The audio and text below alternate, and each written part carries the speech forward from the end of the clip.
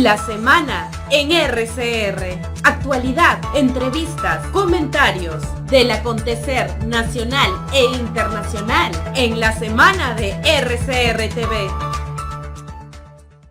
Seguimos en la semana a través de RCR Red de Comunicación Regional y como cada sábado le vamos a dar la bienvenida al doctor Herbert Cuba García, médico, analista en política de salud pública y analista político, comentarista de opinión en el portal El Montonero. Qué gusto saludarlo, doctor Herbert Cuba, muy amable como siempre.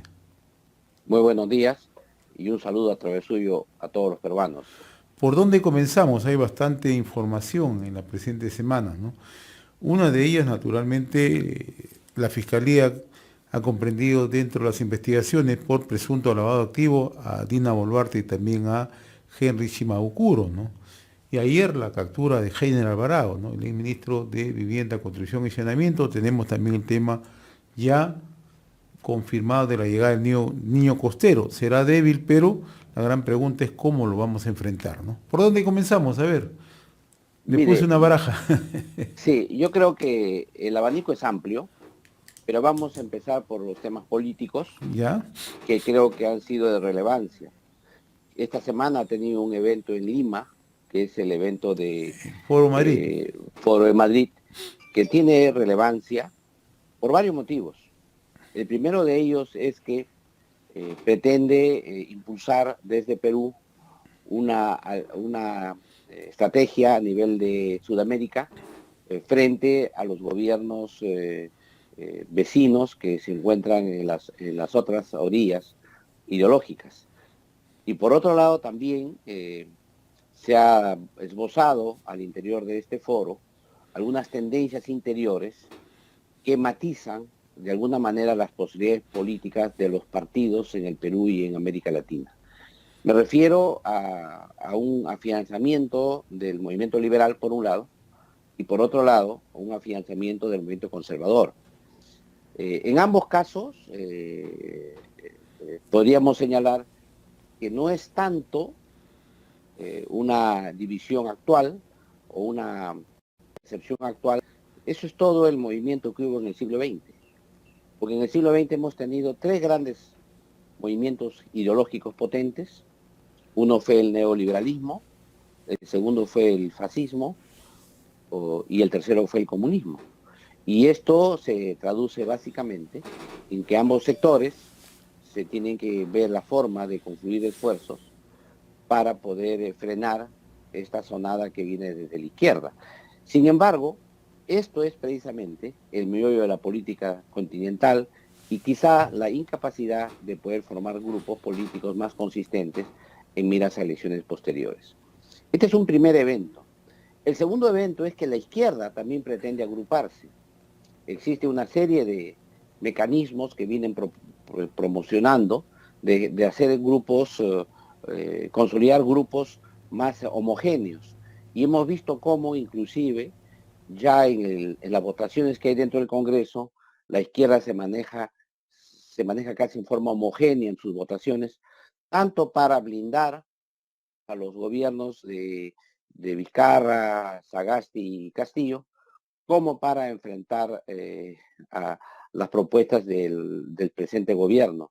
Entonces yo creo que ya hay un reacomodo de estas fuerzas políticas con alianzas internacionales al interior del país.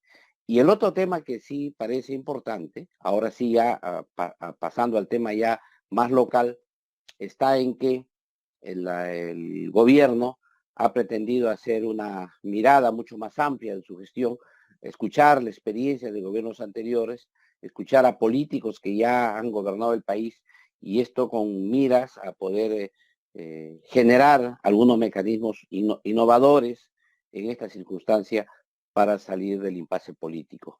Y por otro lado también el Congreso de la República ha intentado esta semana tratar de depurarse a sí mismo de algunos congresistas que tienen problemas, pero sin tomar en cuenta que es complicado en una circunstancia donde prevalecen las fuerzas que blindan poder resolver esto. Y así, en este caso, por ejemplo, de los 4 casos que deberían haber sido sancionados en la Comisión de Ética, solamente se produjo la aprobación de uno y a las justas y con alguna observación, que es el caso del congresista Wong, y los otros 3 que han quedado todavía para futuro, en el caso de uno que regresa a comisión para mejor estudio y el otro porque no alcanzó los votos. Pero esto, que es un tema ético, no, y la población tiene que darse cuenta, que no contrapone a los temas que se lleva a cabo en la Fiscalía, que son los temas penales, debido a que, como ya se ha dicho, una vez más, los congresistas no tienen inmunidad parlamentaria. Por lo tanto, este triunfo, digamos, de estos congresistas en el Congreso es solamente un tema de tiempo, si es que, evidentemente, no están involucrados en delitos penales. Por otro lado, también hay que señalar que se avecina, se ha discutido, se ha aceptado la moción de vacancia para ser discutida en la próxima sesión, que va a ser el día lunes. Ya se ha convocado para el lunes una sesión, y además la interpelación del ministro de Defensa y una moción para investigar todos los hechos ocurridos de violencia después del golpe fallido de Estado del expresidente Castillo. Entonces, todo ese es el panorama que vemos ahora en el país, pero que detrás de todas estas mociones, estas sanciones, hay esta pugna ideológica potente que he señalado al inicio. Pero además de eso, hay que señalar también que se produjo el relevo del comandante general de la Policía Nacional en un momento complicado para el país, porque asola los temas de violencia, de sicariato y encima todavía de la violencia que hubo de las movilizaciones, sobre el tema del ciclón Yaku y ahora el inicio del Niño Costero. Todo esto que genera un cóctel sumamente complicado del gobierno en el país. Doctor Cuba, usted ha tocado un tema que poco se está abordando en el país, ¿no? El tema de la Policía Nacional, ¿no? Si bien es cierto, esta semana hemos tenido el relevo, está entrando el general Angulo, hay quienes lo conocen, dicen que es una persona que tiene una buena foja curricular, ¿no? Pero lo que ha ocurrido en la Policía Nacional es muy preocupante, ciertamente. Y nadie da una explicación exacta, ¿no? Porque no podemos entender que un personaje, como es el señor Jorge Hernández Fernández, conocido como el Español, ingrese como Pedro en su casa, se reúna con los altos mandos, los excomandantes generales de la policía, se hace amigo, luego casi lo subordina, luego da órdenes para los nombramientos, se presenta como una persona cercana, o se presentaba como una persona cercana al expresidente Castillo, y nadie nos da una explicación. Si bien es cierto, el señor está siendo investigado, pero esto no puede pasar así simplemente por agua caliente. Alguien tiene que dar una explicación. ¿Cómo es que llegó el señor Jorge Fernández a ese nivel de tener la capacidad de tomar decisiones? Entonces, cuando usted señala con claridad, cierto, ha habido cambios en la Comandancia General de la Policía. Además, tenía que haber cambios, era urgente, pero ¿el cambio soluciona esto? ¿Alguien puede dar una explicación? ¿Los generales pueden dar una explicación? ¿Solamente son los 2 implicados, 3 implicados? ¿O es que este señor, si le daba órdenes a los excomandantes, ¿por qué no lo podía dar órdenes a los mandos medios, intermedios? Mire, lo que ha ocurrido en la Policía Nacional podría explicar muchos de los temas que ahora se acusa a la presidenta Dina Boluarte y al ministro de Defensa y al ministro del Interior. En otras palabras, podemos decir que había una fractura, una rotura de la cadena de mando entre el Ministerio del Interior y la Policía Nacional a través de su comandante general de la policía. Ha quedado demostrado ya a raíz de precisamente el caso del Español que usted señala, que existía una estrecha vinculación entre el comandante general, el Español, y obviamente el expresidente Castillo. ahí viene el tema, que creo que es el nudo del problema. Si es que las acciones hechas posteriores al 7 de diciembre han sido realmente con afán de defender la democracia, o de alguna manera ha habido alguna distorsión de las órdenes superiores para generar los problemas que tenemos el día de hoy. Esto es un tema que probablemente la comisión investigadora que se ha creado en el Congreso de la República, o que se va a crear el día lunes, porque está en debate esa moción de crear esta investigación, tendrá que escarbar o investigar. Pero el tema aquí es que el comandante general saliente, que ha sido relevado esta semana, ha señalado que al contrario, él ha hecho todos sus esfuerzos por yugular la sonada insurreccional en el sur, y que los muertos se deben a no sé cuánto. Esto es un tema que tendrán que investigarse con mayor detalle, porque aquí hay una suspicacia que lamentablemente tendrán que ver en esta comisión investigadora. Porque mire, esta semana, doctor Cuba, en realidad ha sido una semana bastante lamentable para nuestra Policía Nacional, ¿no? Hemos visto cómo 2 excomandantes aparecen en distintos horarios, ¿no? Como parte de un reparto, ¿no? Uno negando, el otro acusando, el español aparece también, ¿no? En muchas entrevistas, cada uno echándose la culpa. Y la gran pregunta es, nadie nos da una explicación. ¿Cómo aparece este personaje? ¿Cómo ingresa? Usted ni yo podemos ingresar a la policía, así con la facilidad que hizo este señor. O sea, eso sí es peligroso para la seguridad nacional. ¿Y sabes qué me preocupa a mí? Pues yo soy aún más suspicaz. ¿Cómo aparece el señor Chimabucuro? Simplemente ¿por qué? Porque formaba parte de este círculo, o estamos ante un engranaje que los peruanos aún no conocemos. Porque el señor Chimabucuro también nos reíamos hasta hace 2 o 3 meses. No, persona que se cree que conoce inteligencia, que maneja desalojos, ¿no? Pero estamos viendo otras cosas más. O sea, ¿cómo es que estos personajes se engarzan a la vida política, tienen un peso propio? El señor Chimabucuro tiene bolsillo propio, financia campañas. O sea, hay más. No nos están diciendo la verdad.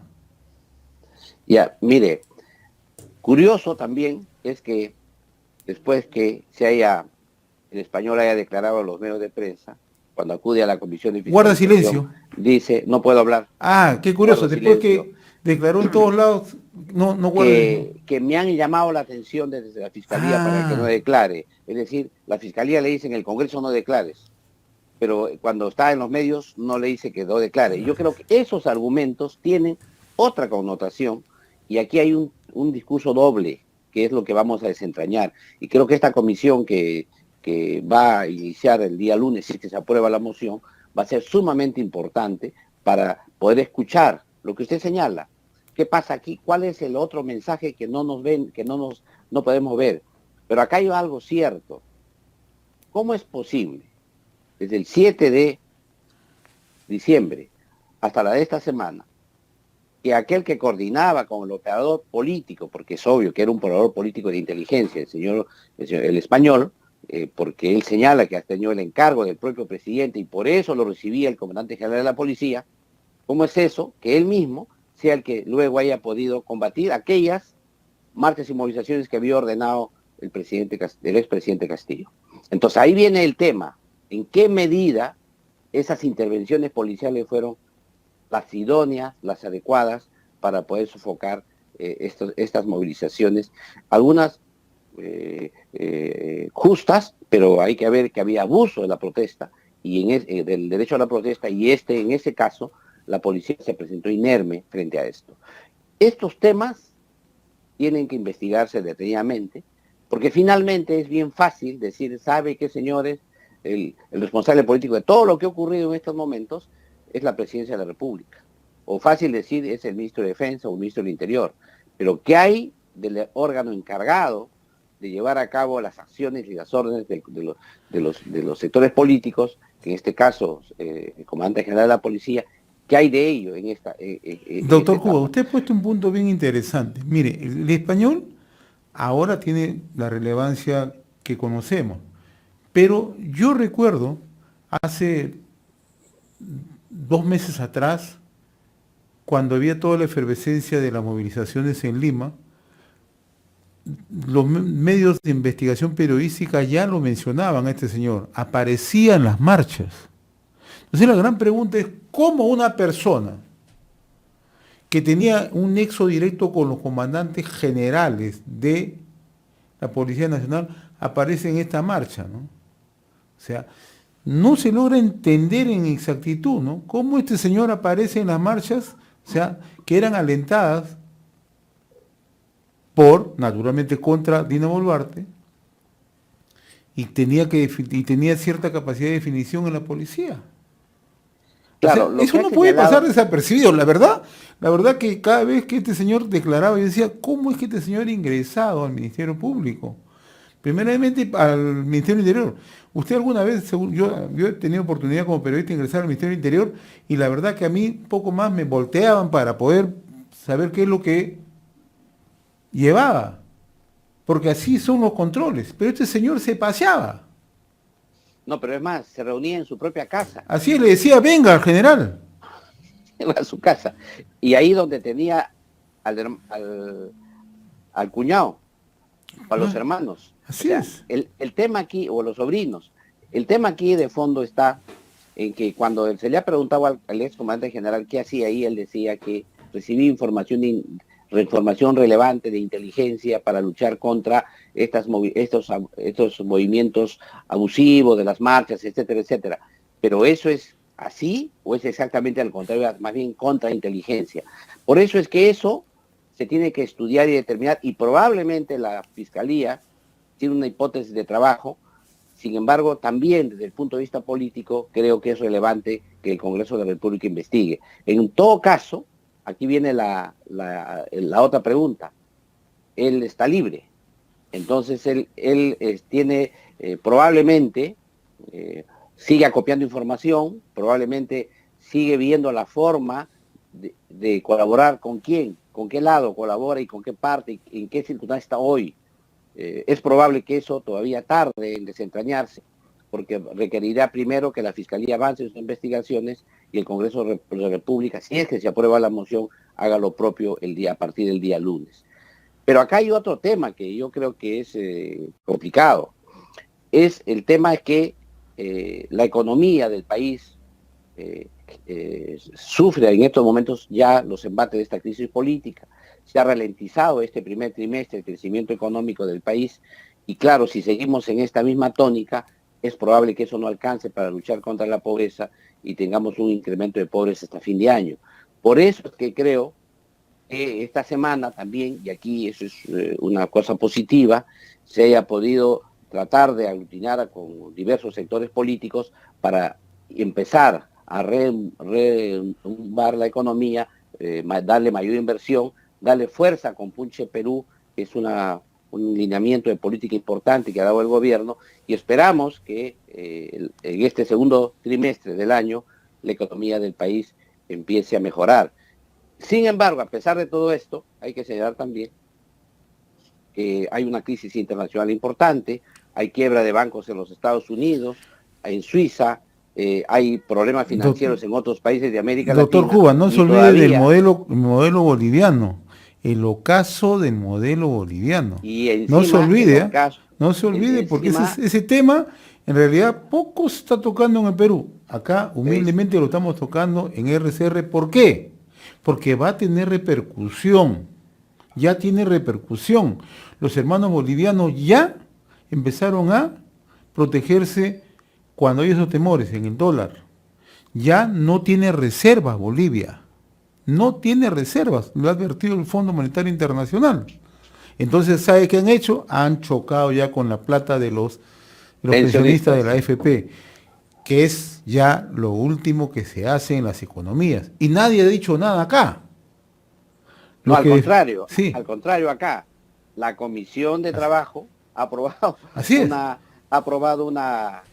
un proyecto de ley que pretende crear un piso único con el dinero de todos, para luego un piso de capitalización. Solidario, un fondo solidario. Solidario, y ese fondo solidario en situaciones de crisis, por un lado, y de que se invierte en el crecimiento poblacional, es decir, que hay más personas de edad que niños y jóvenes, hace que ese sistema solidario se caiga, sea imposible.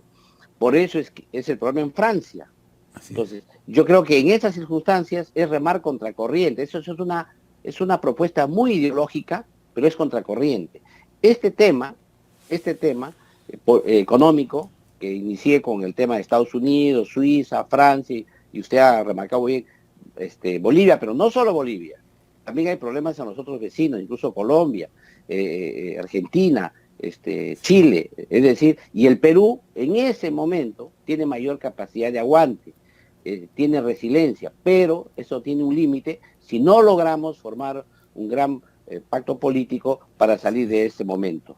En consecuencia, aquí, en este momento, es muy interesante lo que están haciendo para investigar el pasado reciente inclusive. Sin embargo, creo que hay una tarea pendiente de generar una agenda, por lo menos para el corto plazo y el mediano plazo, para fortalecer el crecimiento económico y fortalecer también la ayuda social que se requiere para los sectores más desposeídos. Hace unos instantes yo conversaba con el doctor Antero Flores Arauz, ¿no?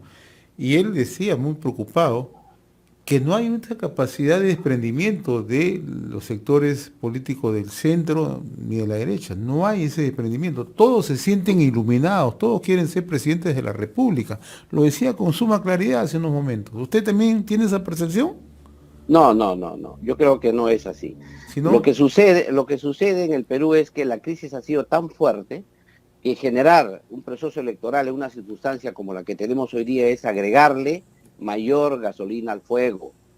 Entonces lo que tenemos que hacer en estas circunstancias es al contrario, buscar un poco de estabilidad, un poco de pacificar el país, generar condiciones adecuadas para poder hacer un proceso electoral que nos pueda sacar ya con una mira de 5 años. Pero si vamos a hacer un proceso electoral, vamos a hacer que todos tengan desprendimiento, entonces todos renunciamos a los cargos, nos vamos todos, el último que sale apague la luz. Entonces, en esas circunstancias, la crisis se ahonda en un país que tiene enorme confrontación, inclusive con poderes transnacionales, poderes internacionales. Hemos visto lo que ha pasado durante esta semana y lo que está sucediendo. Hemos visto que esta semana hay un hecho importante que ya casi la prensa no la ha tomado en cuenta, que hemos retirado al embajador de Colombia en modo definitivo, el embajador de Perú en Colombia.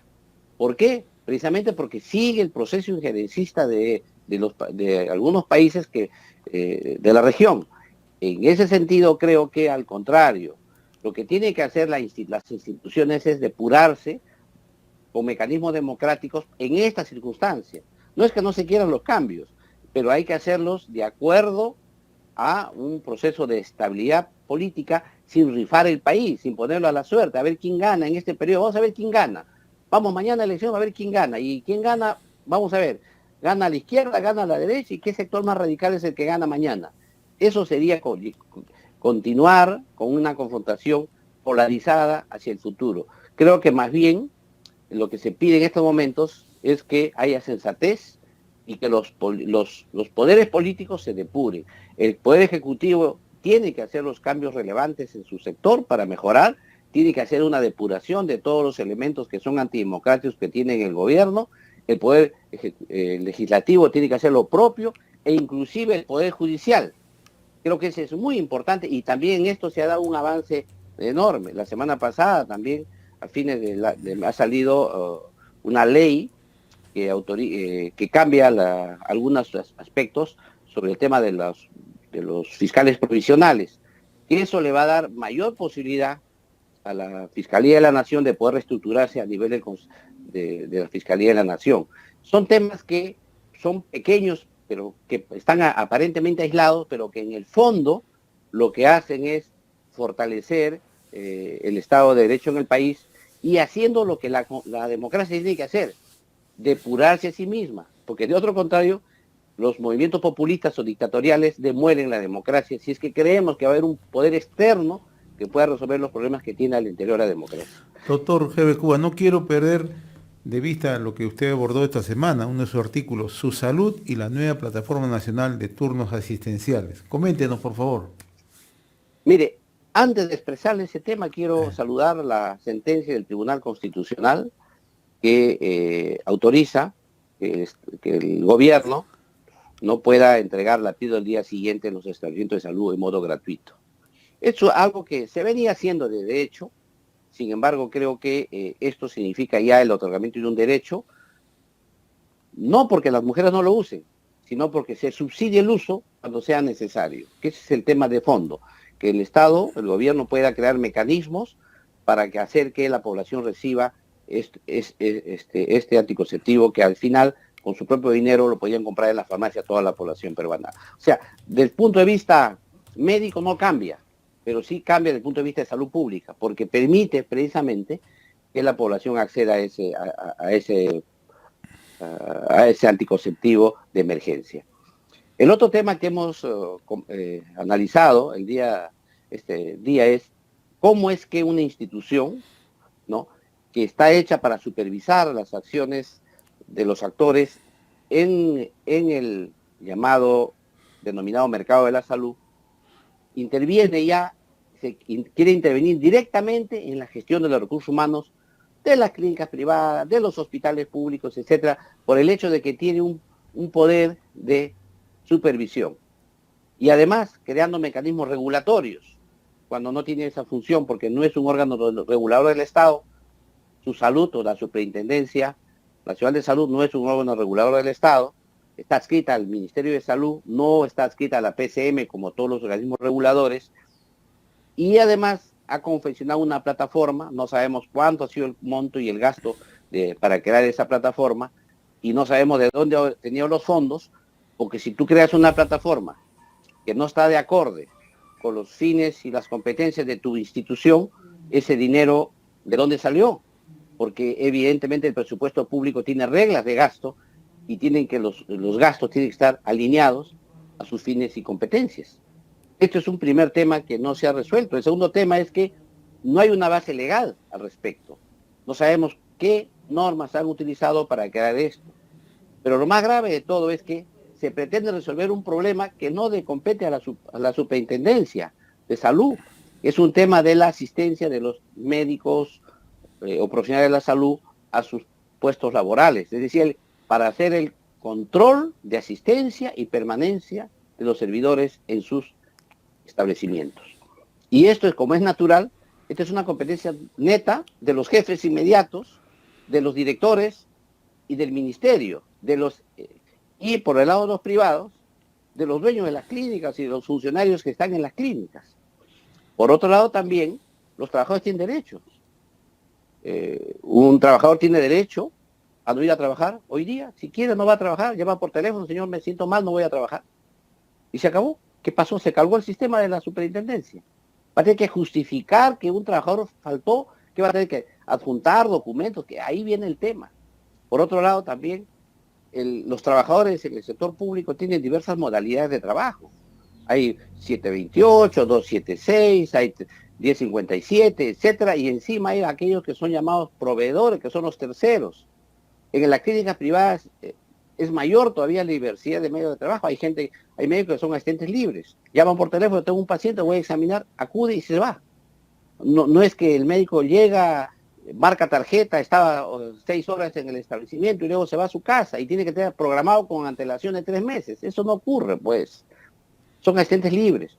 O así como van y dicen, tengo mi paciente, quiero operar, y alquila el quirófano y opera a su paciente. O sea, hay modalidades innovadoras en el sector privado de relaciones que no están como la señala la superintendencia. O sea, que aquí, en el fondo, es una propuesta que ha hecho la superintendencia sin ningún conocimiento de los temas laborales del país, que son muy complicados. Todos sabemos que la normativa laboral en el Perú es muy frondosa, compleja, y que los trabajadores tienen derechos. Y esos derechos incluye hasta que pueden 3 días faltar como continuados sin explicación alguna, que les descuenten, pues, o 5 días salteados al mes. o 90 días pueden faltar con causas justificadas al año. ¿Qué va a hacer la superintendencia? ¿Va a sancionar a todo el mundo? O sea, esa es una prerrogativa que no es su función gestionar recursos humanos, no es su función controlar la permanencia de la gente, su única función es absorber las quejas de los usuarios que ven violentados sus derechos humanos. Pero este tema lo quieren tomar preventivamente. Para que no se quejen, entonces tengo que implementar esto. Para que no se, entonces ya prácticamente mejor que tomen el control de la gestión de las clínicas y hospitales a nivel nacional. Pero además, hay algo más. La superintendencia nos ha sorprendido ya varias veces con temas. Por ejemplo, propuso el control de precios. Quería tener el control de precios de los medicamentos en el país. O sea, como una superintendencia que, en este caso, no es el ministro de Salud, no es el órgano rector, no es el que dirige la política nacional de salud, plantea en esa circunstancia el famoso control de precios. Entonces, o cómo pretende presentar un proyecto de ley cuando no tiene iniciativa de ley, no tiene iniciativa legislativa, un proyecto de ley para convertir a su salud o la superintendencia en un organismo regulador, como si fuese SUNASA o SINERMIN, etcétera. ¿Cómo es posible que eso pueda ocurrir? Y a vista y paciencia del órgano rector del Ministerio de Salud, a vista y paciencia de la ministra, porque finalmente es la ministra quien lo designa, claro, es cierto, por un periodo X, pero que existe la posibilidad de renunciar también. Pero hay algo más adicional a esto. Si uno revisa el portal de la propia Superintendencia de Salud, uno ve qué cosas supervisa últimamente. Y claro, supervisa los hospitales del Estado o de salud. Oiga, después de esta pandemia los hospitales han quedado diezmados, destruidos. Cualquier supervisión que uno haga en el hospital va a tener lleno de problemas. Y si va a la superintendencia y encima hace una acción de control y encima le ponen multas y encima hay que pagar las multas, ¿con qué dinero se va a hacer el proyecto de inversión? Es decir, el Estado termina sancionando al Estado. Y esto es una incoherencia que se tiene que resolver de una vez por todas. Y en este caso hay que crear mecanismos muy bien afinados por parte del Ministerio de Salud, por la superintendencia, para que los controles sean en una primera etapa, sean unos controles de acompañamiento para evitar llegar a estos niveles de sanción y digamos al Estado frente al Estado. Entonces, esto es un tema que creo que está en manos del Ministerio de Salud que debe resolver. Lo más grave de todo, finalmente, es el agravio a los médicos, porque da la impresión que haces una norma simplemente, como lo dijo el propio superintendente en una conferencia de prensa, por los médicos escapistas, o sea, todo lo deplorable a los médicos los va a controlar él, su superintendencia, cuando en eso no tiene ninguna función. Hay que señalar que han salido ya varias instituciones a rechazar esto, que no se ha implementado todavía, que creo que no se va a poder implementar porque no tiene norma autoritativa, no tiene base legal clara para poder implementarla, simplemente es una plataforma que se ha lanzado y esperamos que esto quede ahí y que se investigue más bien el uso de los recursos en la creación de esta norma, de esta plataforma llamada Tuba Salud. Muy bien, doctor Jefe Cuba, como cada sábado agradecerle la amabilidad de compartir estos minutos con RCR Red de Comunicación Regional. Ha sido un gusto, muy amable. Muy agradecido, un abrazo una vez más. La semana en RCR. Actualidad, entrevistas, comentarios del acontecer nacional e internacional en la semana de RCR TV.